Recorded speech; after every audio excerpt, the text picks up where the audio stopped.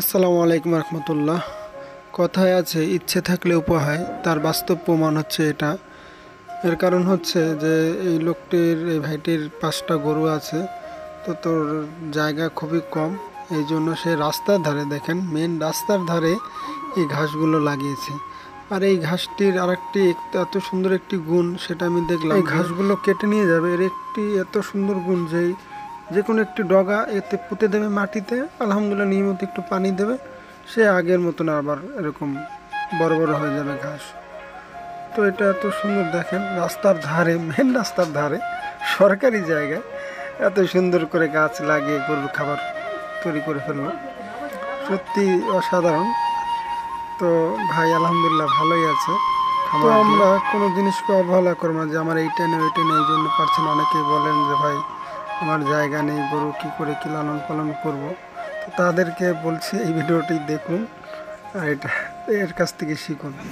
কত বড় একটা সফল ব্যক্তি হলে দেখেন সরকারি জায়গায়, ভাই সরকারি জায়গায় গাছ লাগাইয়ে নিজের গরুরে খাওয়াইতেছে, এটা কি মানা যায় ভাই? কোনো জায়গার ভাড়া নাই, কিছু না, আবার হুজুর মানুষ কোন এইদিকে, এটা কি ঠিক? সরকারি জায়গায় কি ওর একলা?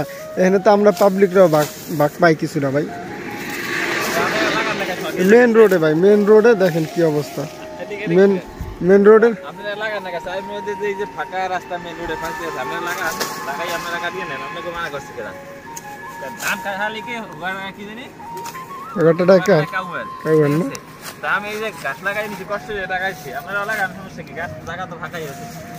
জায়গাটার ভাড়া দেবেন না, জায়গাটার ভাড়া তো সবাই পায়।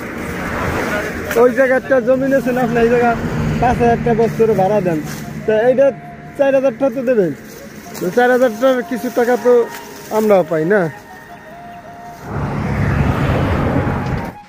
তো সব শেষে দুজন মিলে আমরা যখন ইফতার করতে যাচ্ছিলাম রমজান মাসে, সন্ধ্যার কিছু আগে, তো যাওয়ার সময় দেখলাম ডালিম গাছে, একটা ডালিম গাছে অনেকগুলো ডালিম পেকে ও পাখিতে খেয়ে নিচ্ছে। তো যার গাছ, ভাইকে ডেকে এনে বললাম, ভাই দেখেন আপনার গাছের পাখি ডালিমগুলো সব পাখিতে খেয়ে নিচ্ছে।